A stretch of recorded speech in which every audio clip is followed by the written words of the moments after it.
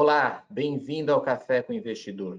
Ele trabalhou por 17 anos no JP Morgan, quando decidiu sair para criar a sua própria gestora de Venture Capital, a 30 Knots. Mas no meio do caminho tinha o SoftBank, e ele adiou seu plano para atuar junto com o SoftBank num fundo de 5 bilhões de dólares para investir em startups da América Latina. Agora ele está de volta com a sua própria gestora de Venture Capital, que é a Volpe Capital. Eu converso com o André Maciel, que é o fundador da Volpe Capital. André, muito obrigado por aceitar o convite e participar do Café com o Investidor. Muito obrigado, Rafa. Obrigado pela oportunidade. É um prazer estar falando aqui contigo de novo e contar desses novos planos. Então, vamos começar por eles. Por que você resolveu sair do SoftBank, onde você tinha lá cheques enormes, para criar a Volpe Capital? O SoftBank é uma experiência incrível, uma instituição incrível. O que a gente fez nesses 2 anos é um negócio que profissionalmente me deu muita satisfação.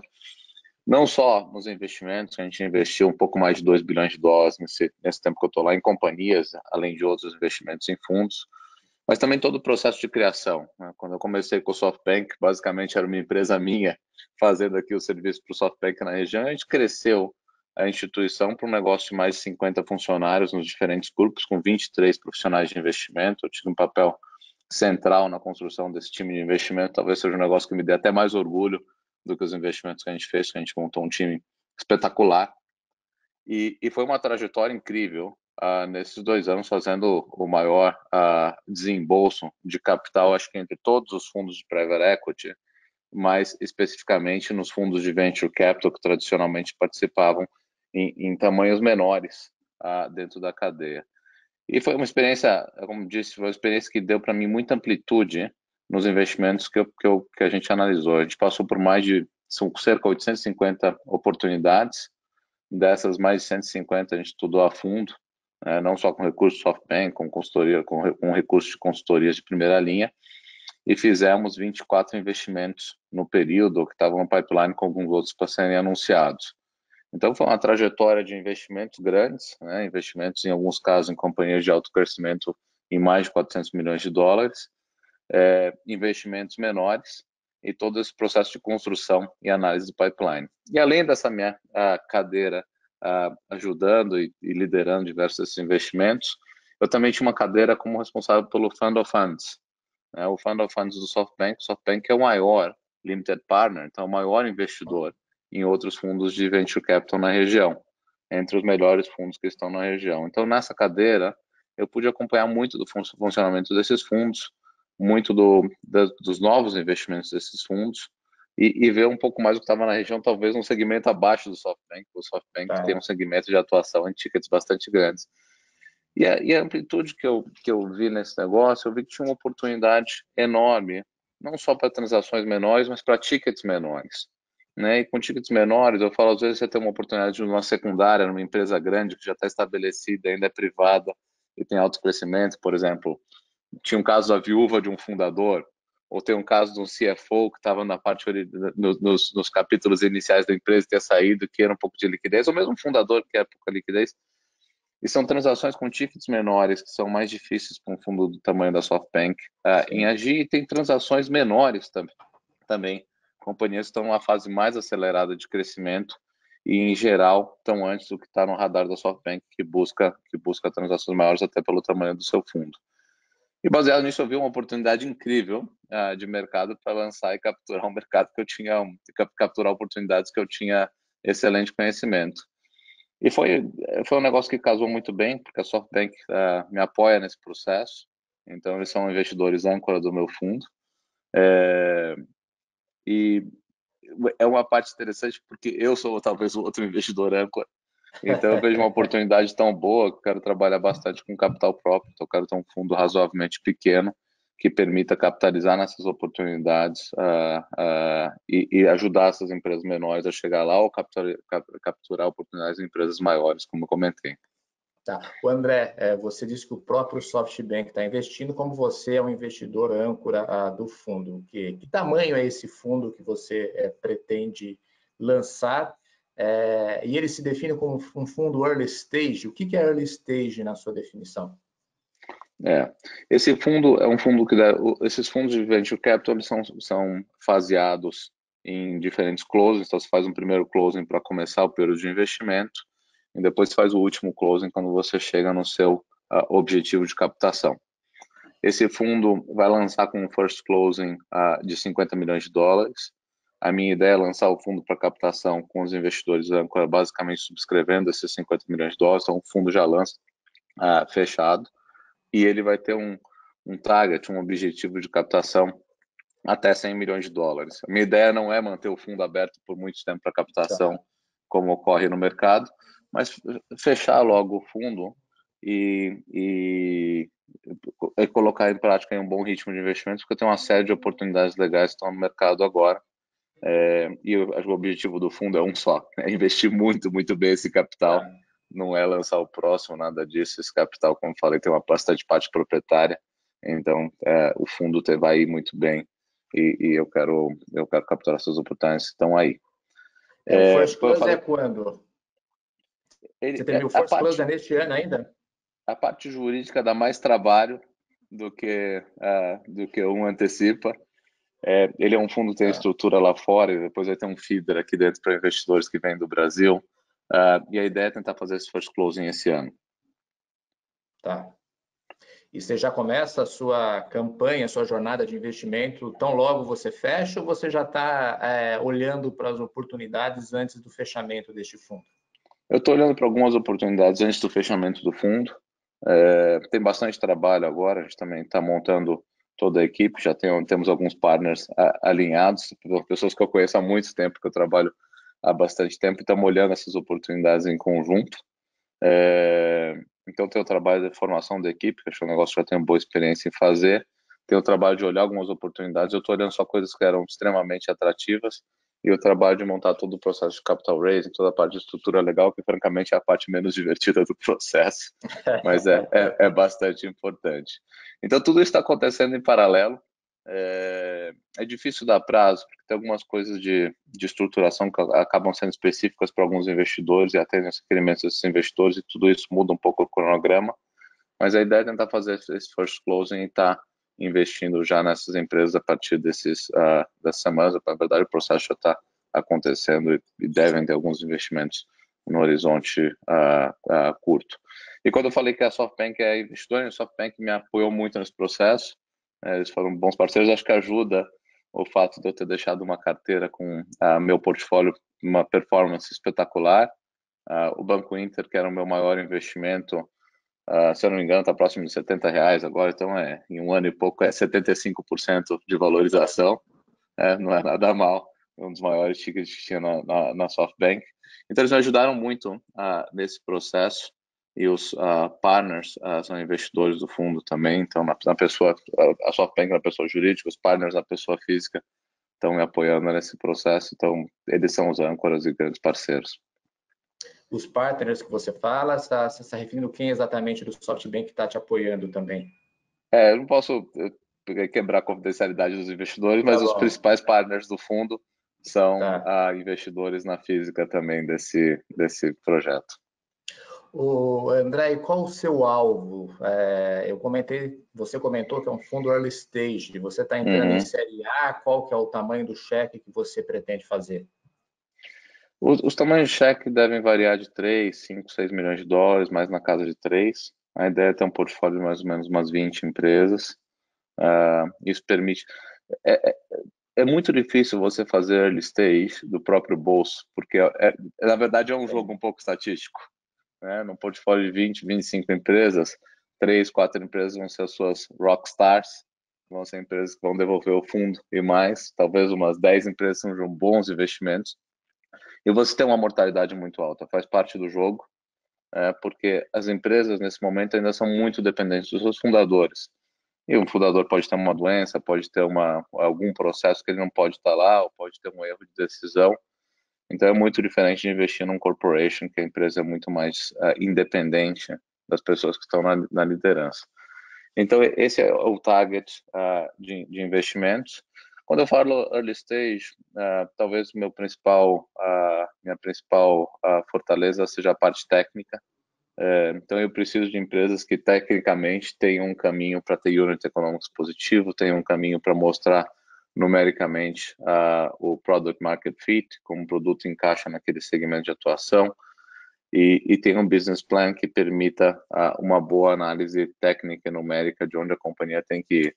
Isso é diferente de dizer que a companhia tem que dar lucro, que nesse estágio muitas empresas estão na fase de investimento, mas é consistente em dizer que o produto tem que ter um processo de unit economics, um número de crescimento e um plano que encaixe na realidade de mercado. Então, eu sou bastante técnico nesse aspecto, e a minha fortaleza, e as empresas estão mais como Series A, então já tem um produto que está rodando e uma atração no mercado, são as empresas que se encaixam principalmente no escopo do fundo. Tá. Agora, qual é a diferença entre o SoftBank e a Volpe? Quando eu falo a diferença, quando você no SoftBank você olhava companhias mais maduras, ou seja, elas já tinham passado por uma série de processos, assim, o Product Market Fit já estava provado de que havia um espaço no mercado. Elas precisavam geralmente de cheques maiores para conseguir uma atração, para crescer, para fazer uma expansão. Você citou o Banco Inter. O Banco Inter, quando vocês investiram, já tinha inclusive aberto o capital.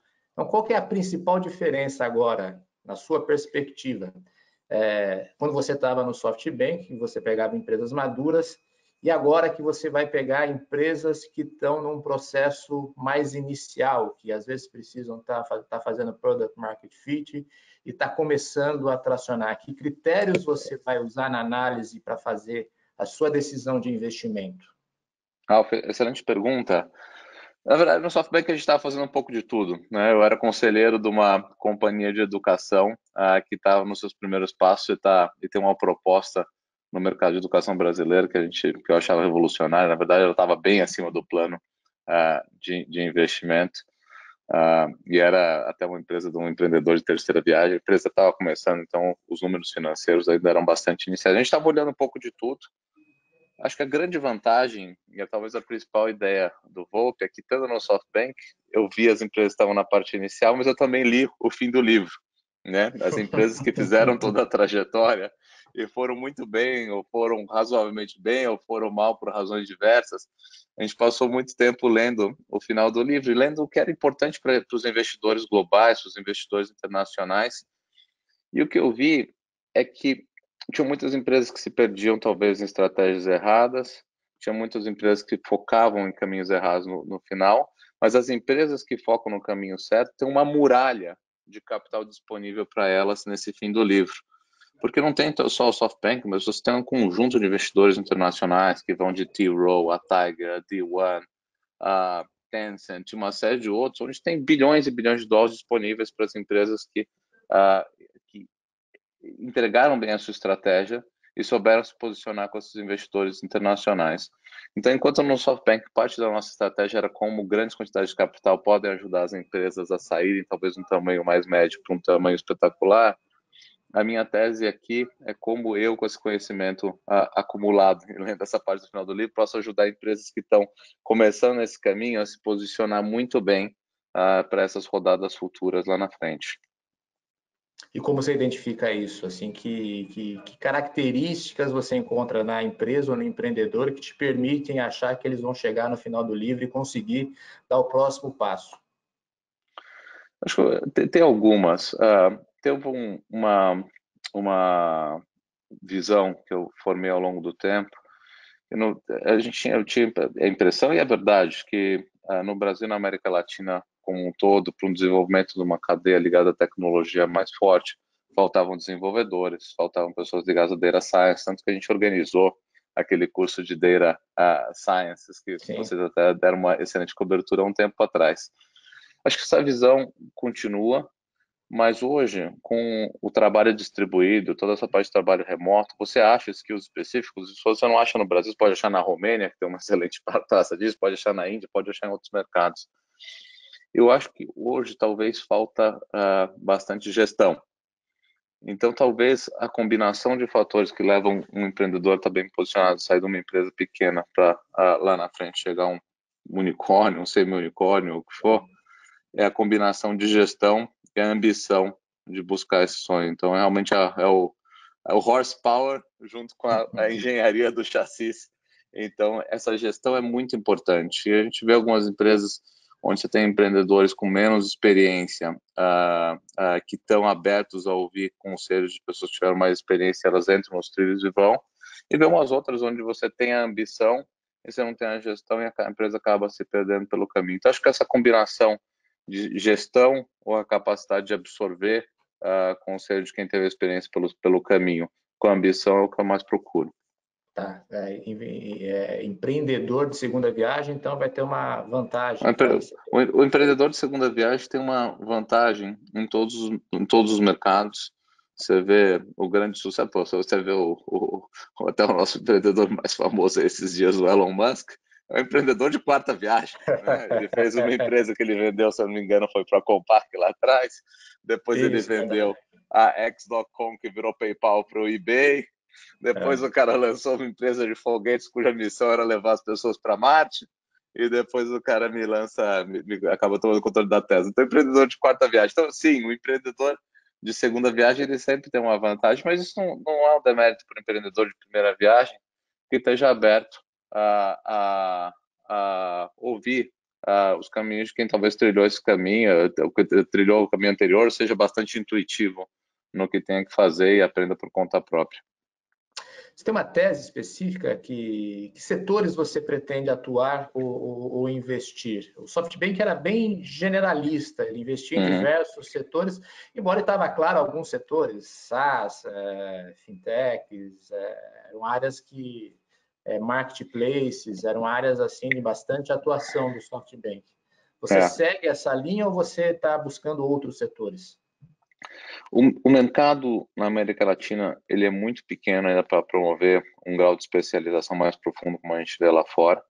Eu acho que tem uma oportunidade enorme para você desenvolver especialização em algumas verticais, mas para um fundo de VC que planeja capturar alguns dos unicórnios que vão vir pela frente, você ter essa especialização muito profunda talvez atrapalhe na amplitude dos investimentos que você possa fazer na captura desses unicórnios. Então, não tem uma especialização específica, sim, tem alguns setores que eu gosto muito.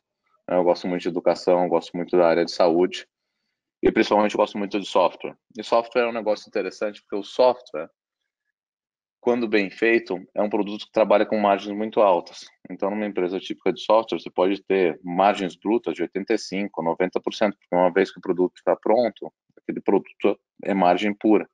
E a empresa geralmente gasta muito dos seus recursos na parte que vem depois da margem bruta. Então, na parte de vendas, de comercialização, de atração de clientes, e até quando ela está sob escala com a equipe de administração. O software é muito interessante porque, em geral, como a margem bruta é muito alta e a geração de caixa dessa margem bruta é muito alta, ou você pega as empresas de software razoavelmente cedo, quando elas estão numa fase de crescimento, ou você não pega mais, porque depois ela já está gerando tanto caixa que ela não precisa de mais rodadas de investimento para chegar onde ela quer chegar. Ou se precisar, vai ser para dar um salto muito grande de expansão geográfica e tudo mais. Então, esse é o setor que tende a ser mais interessante e a capacidade das empresas brasileiras de software segue evoluindo. Então, um monte de empresa interessante no mercado. Inclusive, um dos meus parceiros e amigos é o Alessio, da Pipefy, que desenvolveu um software que tem um reach global. É uma empresa maravilhosa, com tecnologia brasileira e uma gestão incrível do empreendedor de segunda viagem. Então, você vê todos os elementos. É um empreendedor de segunda viagem que está criando um negócio que tem grande impacto não só para empresas brasileiras, mas nos Estados Unidos e outros mercados.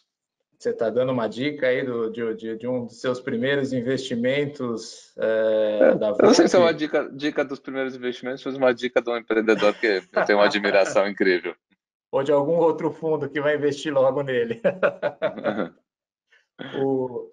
Você falou saúde e educação. Curiosamente, foram dois setores que acredito que você, quando estava no SoftBank, citou como de interesse também do SoftBank. Vocês estavam olhando bastante empresas nessa área e ainda não tinha achado um cavalo certo para apostar. É verdade. E por conta até da pandemia, isso parece que ficou evidente, de que tanto as health techs como as edtechs devem ganhar atração ao longo dos próximos anos aqui no mercado brasileiro. A gente passou um grande surto no Brasil, no momento forte das fintechs, então você tinha no Brasil talvez mais de 400 fintechs no momento que veio depois de Stone, PagSeguro, Nubank, e tinha alguns expoentes que atraíram capital e talento. No SoftBank a gente gastou muito tempo procurando empresas de educação e health. Acho que tem algumas coisas interessantes no radar, mas em geral essa é uma indústria que talvez seja alguns 2 anos, as duas indústrias talvez estejam alguns anos para trás no tamanho das empresas. Então, para um investidor do tamanho da SoftBank, é mais difícil achar oportunidades condizentes com o ticket alvo que a SoftBank deve procurar. Então, são empresas que sim têm bastante interesse, são indústrias que têm várias frentes que estão prontas para disrupção. Em muitos casos são muito ineficientes, muito caras. Essa empresa de educação que eu tinha investido pelo SoftBank, que vai excelente, é uma empresa que ela promovia uma grade curricular, um conjunto de aplicações para o aluno totalmente digital. Então, ela basicamente eliminava o livro impresso do sistema de educação. E fazendo isso, ela conseguia, com lucro, oferecer todo um pacote de ensino que era uma fração dos modelos tradicionais. E isso é maravilhoso, né? Porque você oferece um pacote de ensino maravilhoso com toda a parte de provas, testes, de suporte ao professor, a uma fração do custo, e o aluno tem a oportunidade de aprender, talvez com um sistema de ensino comparável a qualquer melhor escola do mundo. Então, esse tipo de oportunidade era um pouco mais difícil nos tickets maiores, e eu acho que tem uma grande chance para tickets menores. O André, você vai investir exclusivamente no Brasil ou o mandato do fundo vai ser para a América Latina? O mandato do fundo é a América Latina. O Brasil está razoavelmente mais avançado que os outros países da América Latina no desenvolvimento dessa parte de tecnologia. Minha estimativa é que hoje exista mais de 200 bilhões de dólares de valor em tecnologia na América Latina, se você soma os unicórnios, soma as empresas privadas, soma as empresas do Estado. Então, entre Magalu, Mercado Livre, Nubank, todas essas têm mais de 200 bilhões de dólares de valor. E desses 200 bilhões de dólares, talvez uma pequena fração, 10%, ou um pouco mais, esteja pela América Latina. Mesmo nesse caso, eu assumo que o Mercado Livre é uma operação que hoje é principalmente brasileira. Então, quando a gente pega a parte não brasileira do Mercado Livre, é uma parte relevante dessa parte que está fora do Brasil. Então, o Brasil é onde está a maior parte das oportunidades. Tem um ecossistema que não só já atingiu uma massa crítica, mas que gera muito talento para formar novas empresas. E você tem um estoque de capital aqui que ainda é bastante baixo, mas é suficiente para colocar muitas dessas empresas em marcha. Tá. Você se inspirou em alguma gestora internacional na hora de criar a Volpe? Tem algum modelo na qual seja diferente dos modelos tradicionais de Venture Capital que você pretende implementar na sua nova gestora? Não, tem um monte. Eu olhei talvez os que eu acho best in class. Cita quais são, então. Deixa eu te falar. A que eu mais, entre as que eu mais admiro, então, tem uma gestora que chama Hill House, que é da China, que era um ex-aluno de Yale, que formou a gestora com 20 milhões de dólares, e hoje é um grupo que administra mais de 50 bilhões de dólares para investimentos de venture capital na China. E o que ele fez foi não só atuar na parte de early stage, ele tá certo que ele capturou o Tencent no começo, isso ajuda um monte, mas ele não só focou na parte de early stage, mas ele criou fundos, e até fundos públicos que investem na parte de tecnologia, e ele tem uma rede, um network, que é muito importante para as empresas de tecnologia na China, e as empresas fazem parte do network da Hill House e beneficiam disso amplamente. Então, o cara tem uma influência no setor de novas tecnologias, empreendedorismo na China muito grande. Eu também gosto muito do modelo do OpenView nos Estados Unidos, onde os caras têm a escala que permite isso, mas eu acho que no Brasil você pode fazer algo parecido tendo um network, talvez que não seja de funcionários próprios, mas um network de pessoas com skills específicos, onde eles ajudam muitas empresas com assessments do plano estratégico, então uma visão do plano estratégico que essas empresas têm, ajudam muito com a parte de recrutamento, que é um negócio que eu fiz bastante no SoftBank, até em empresas maiores como o Banco Inter, a gente deu uma mão lá bastante relevante. e ajudam muito com a parte de skills específicos. Eu acho que isso já tem uma boa rede de pessoas que podem ajudar as empresas a investir com esses fundamentos. E tem um terceiro modelo, então é um mix de tudo, mas eu comento porque é importante, que é um modelo muito parecido com o da Coatue, da Dragoneer, que é um modelo que investe desde tickets pequenos, né, que é um pouco que eu quero fazer, até tickets maiores, em empresas que são listadas, empresas que não são listadas, empresas que estão Series A, empresas que estão mais avançadas. E eu acho que você ter a capacidade de ser mais agnóstico no momento da empresa que você pega, permite que você tenha um fundo onde os retornos ficam num horizonte mais próximo, porque o fundo de VC, ele sempre tem dificuldade como você captura as empresas muito rápido, e você devolve o dinheiro num prazo muito longo. Então, eu acho que tem uma vantagem em ser um pouquinho mais agnóstico e tentar pegar empresas um pouco mais maduras também, para que o seu ciclo de retorno de capital fique um pouco mais curto. Sim. E são fundos que eles são muito oportunísticos nas oportunidades que eles veem no mercado. Então, se eles veem uma oportunidade, não importa se é early stage, late stage, se a empresa vai ser pública ou não, eles capturam essa oportunidade. Esse é um pouco do fundamento que eu quero buscar no fundo. E eu acho que você trabalhar com tickets menores permite você ser muito mais rápido nesse processo. O André, outra coisa é que desde que o SoftBank chegou na América Latina, que foi em 2019, assim, houve uma evolução enorme do mercado de venture capital na região. O dinheiro que era escasso passou a ser um pouco mais presente, diversos fundos captaram e conseguiram excelentes captações. E você tem hoje um universo de diversos fundos, assim, todos classe A, assim, todos bastante estabelecidos, que fez que a competição pelo deal ficasse maior. Mas uma coisa curiosa desse mercado é que vocês competem e colaboram ao mesmo tempo. Vocês estão competindo e muitas vezes co-investindo nas mesmas empresas. Como que você pretende se posicionar em relação a fundos que tradicionalmente investem em Série A? Fund Monax, Kazek, Redpoint, que são fundos bastante tradicionais do mercado. Você vai se diferenciar deles de que forma e você vai colaborar com eles de que forma? Acho que é um bom ponto. Primeiro que eu acho que eu sou bom amigo de muitos deles, desde o pessoal lá da Kazek, eu fiz o IPO do Mercado Livre lá atrás, tenho um excelente relacionamento com o Nico e com o Hernando. Depois eu fui investidor em muitos deles, então o relacionamento que você forma ajudando esses fundos na captação deles é um negócio único. Como você falou, Ralph, eu acho que é um negócio muito colaborativo. Eu vejo nesse segmento ainda uma ausência de capital muito relevante, porque você vinha mais ou menos uma sequência de 2 bilhões de dólares de investimento em venture capital na região por ano, e ano passado a gente teve 4, né? A SoftBank foi muito disso. Mas mesmo os 4, onde a SoftBank investiu uns 2, esses 2 são empresas maiores, então no venture mesmo, na parte menor, não é que saiu muito da sequência que a gente vinha anteriormente. E se você pega, somando todos os fundos que levantaram recentemente, você tem o quê? Para a região, talvez uns 400, 500 milhões de dólares de capital disponível para novos investimentos. É muito pouco. A China é um país de 100 bilhões de dólares de VC por ano. Os Estados Unidos é quase a mesma coisa. A Índia está nas dezenas de bilhões. Se você pega pela Europa, também está nas dezenas de bilhões. Então, 500, 400 milhões de dólares é muito pouco.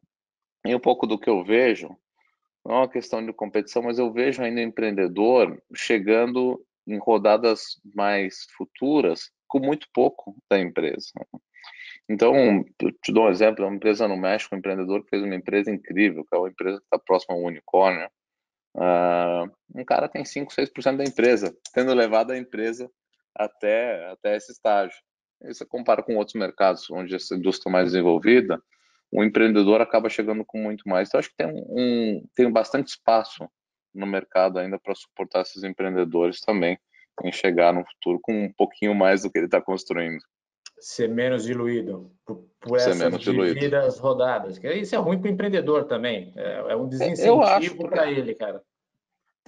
nesse negócio tem um mix, talvez. Às vezes você não quer pagar tão barato numa oportunidade, porque para pagar muito barato, eu não quero que isso soe errado, mas você não pode desincentivar o teu empreendedor.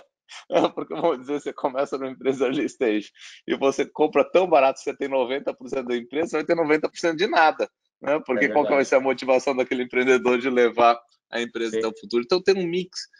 E por isso que é muito importante dosar bem a quantidade de capital que você dá para uma empresa, né? Porque você não quer dar muito que você dilua tanto esse empreendedor, você não quer dar muito e ficar com tão pouco que você esteja pagando muito. Então, tem um balanço para os diferentes estágios de crescimento da empresa, entre você buscar um retorno adequado no capital e manter o empreendedor completamente alinhado. O André, de onde vem o nome Volpe? O Volpe é o nome de origem da raposa e é um pouco o objetivo do fundo. É um bicho que se move rápido, entra por aqui, entra por ali, escapa dos caçadores. Então é para aproveitar oportunidades rapidamente e poder colocar esses tickets menores em trabalho rapidamente. Então essa é a ideia do fundo. Tá certo. André, falar um pouquinho aí da sua trajetória. Você trabalhou 17 anos no JP Morgan. Me conta um pouco dessa experiência. Como que foi de 17 anos num banco com uma estrutura gigantesca e você resolveu Uhum. sair para ter o seu próprio fundo? Uhum. Olha, tá até engraçado que isso aqui eu achei. Fui visitar meus pais outro dia, achei da casa deles. Eu comecei na parte de private equity do JP Morgan, né? E o JP Morgan, no começo dos anos 2000, ou até no fim de 99, 98, era o maior investidor em internet na região, né? Esse aqui é o nosso portfólio review. Entre os Tá. investimentos que a gente tinha naquela época, a gente tinha aqui, tá até vendo aqui o que eu escrevi naquela época, 16,4% de uma empresinha que ficou pouco relevante no mundo atual, que é o Mercado Livre. Poxa, É. só a E maior tinha empresa da América Latina hoje em a valor de maior empresa mercado. da América Latina, no JP Morgan, tinha esses 16,4%. E veio uma série de aprendizados nesse negócio. Você monta um portfólio, é o que eu te falei. O restante do portfólio talvez tenha tido uma performance muito pior. Essa posição inteira vale mais de 10 bilhões de dólares. Então você precisa construir um fundo que te permita capturar no longo prazo as oportunidades incríveis que eventualmente você tenha no seu portfólio. Então, parte do desenho, eu vou voltar para a minha trajetória, mas parte do desenho do fundo é permitir você manter essas oportunidades muito tempo entre você e os seus LPs. Então, a distribuição de lucros pode ser através de ações de empresas que a gente achar incríveis.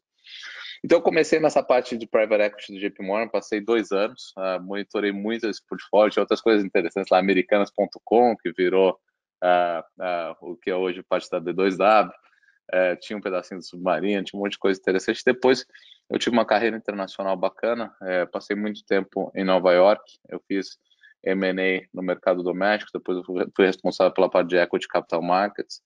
Isso me deu uma visão muito boa do que sai no mercado, do que não sai.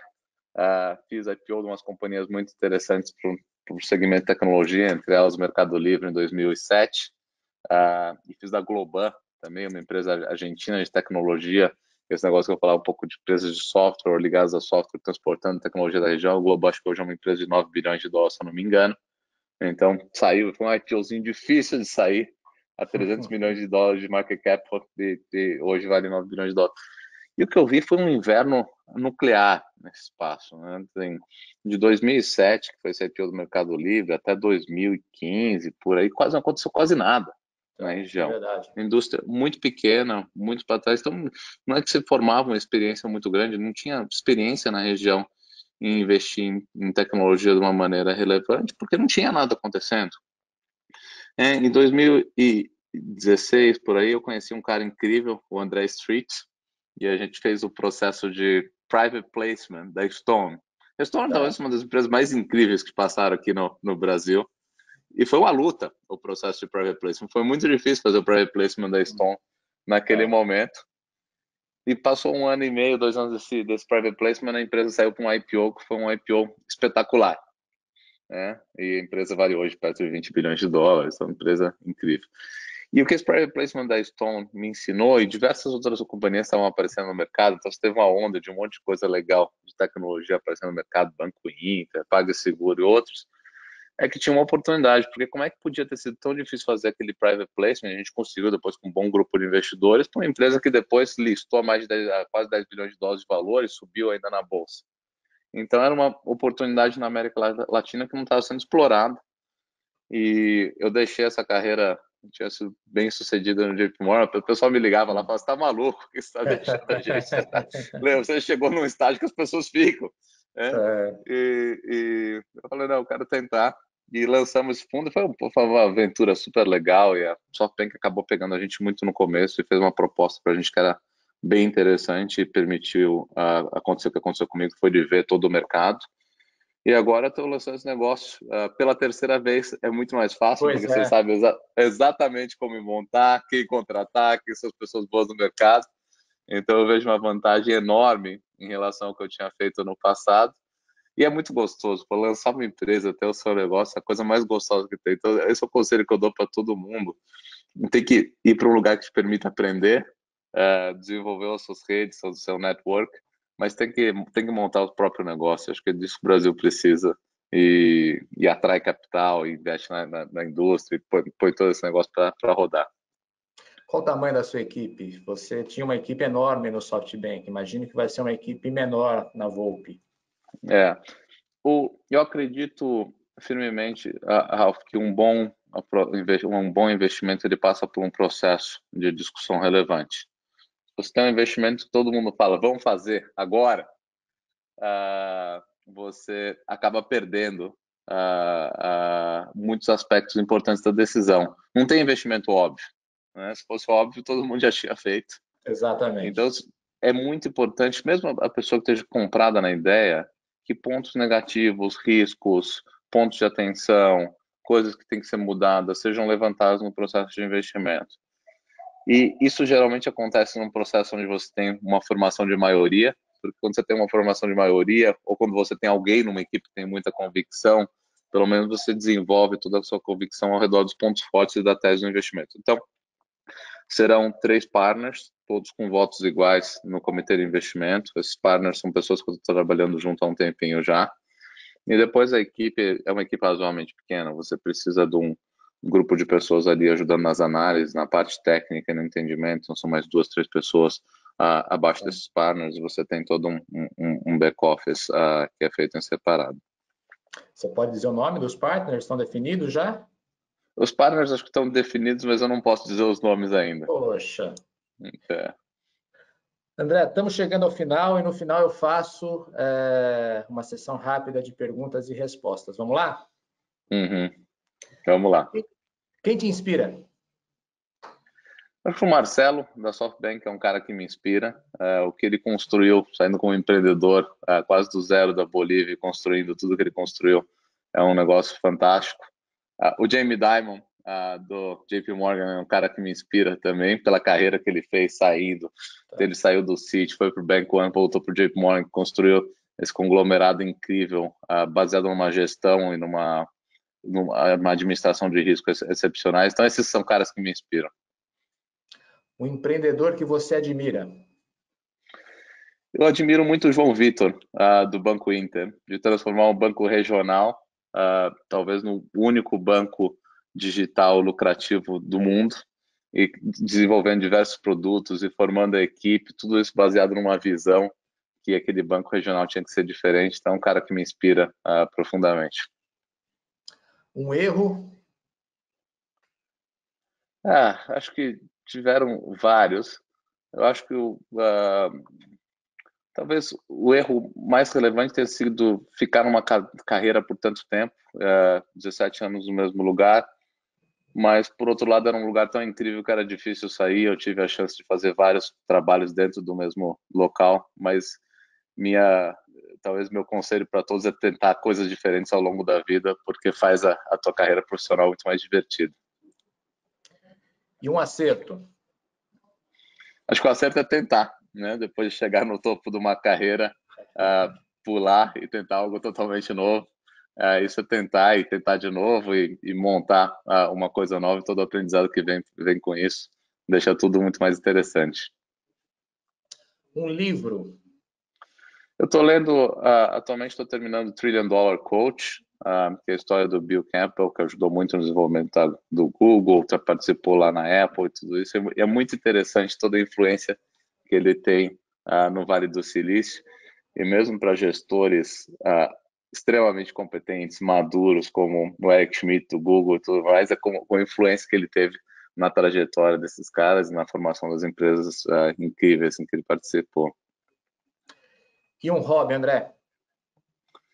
Eu gosto muito de esportes de endurance, então pedalar por bastante tempo, correr por bastante tempo, não necessariamente pela competição, mas mais pelo desafio, que é você tentar terminar uma maratona antes da sua meta, você cumprir um caminho numa pedalada que seja muito maior do que o que você tinha previsto. Então eu gosto de esporte de endurance porque eles te forçam a chegar mais longe do que você achou que poderia chegar. Você já fez maratona, então? Fiz maratona, fiz Nova York ano passado, foi incrível. E você, o seu tempo é sub 4 horas? Como que o seu desempenho? Eu comecei treinando do nada. Eu montei uma planilha com um professor, mas eu treinei sozinho. Poxa. E era a minha primeira maratona, então eu achava que eu ia terminar em 4 horas e meia. Então me coloquei no pelotão lá do fundo e eu treinei aquilo direitinho. A primeira maratona eu fiz em 3 horas e 37, que é bom, foi entre os 15% Nossa, melhores da maratona. é espetacular fazer abaixo de 4 horas para um corredor amador. Foi maravilhoso. Mas, assim, é incrível como você tem que um pouco abstrair a dor do achievement que é correr um negócio desse. Eu lembro que faltando 5 quilômetros, todo mundo fala que você corre uma maratona até os 35 quilômetros e a outra depois nos 9 que faltam, porque realmente é muito mais complexo. Eu lembro que faltavam uns 5, eu já estava com tanta cãibra na perna. Tem um nome. Maratona. Tem um nome para isso, que é o The Wall. Você bate no muro quando você chega nessa parte final. Nunca corri uma maratona, mas conheço a história. Eu passei The Wall, quebra na perna, parecia um ponto e vírgula no final, correndo. Mas foi uma delícia ter terminado e foi uma experiência incrível. Recentemente eu fui para Portugal pedalar, a gente pedalou 800 quilômetros em 7 dias também. Então foi uma outra negócio de endurance que foi muito legal. Então eu gosto muito e acho que ajuda a construir a disciplina também para trabalhar, pensar em construir novas empresas, ajudar os empreendedores na maratona, que é construir uma empresa. Tem conseguido praticar no meio dessa pandemia? Como tem sido? Eu acordo mais cedo, eu pratico. Lançar uma nova empresa agora é trabalho árduo, então trabalhando 14 horas por dia entre montar, estudar o que está acontecendo no mercado, ajudar os empreendedores com quem fazem parte da minha rede, olhar novas oportunidades de investimento, falar com novos investidores, falar com os bancos e advogados que estão me ajudando. Então, os dias estão cheios. Você tem que tirar um pouquinho das horas de sono, que eu não gosto de fazer, que sono é importante. É uma maratona diferente, então, que você está É uma enfrentando maratona agora. diferente, exatamente. E começar um pouquinho mais cedo e tentar fazer o que dá. André, muito obrigado por participar do Café com o Investidor. Ralf, foi um prazer. Muito obrigado a vocês. Este foi o Café com o Investidor. Eu conversei com o André Maciel, ele é fundador da Volpe Capital. Você pode assistir essa entrevista nas páginas do Neofeed, neofeed.com.br, ou na nossa página no YouTube. Você também pode ouvir essa conversa no seu tocador preferido de podcast. Obrigado e até o próximo episódio.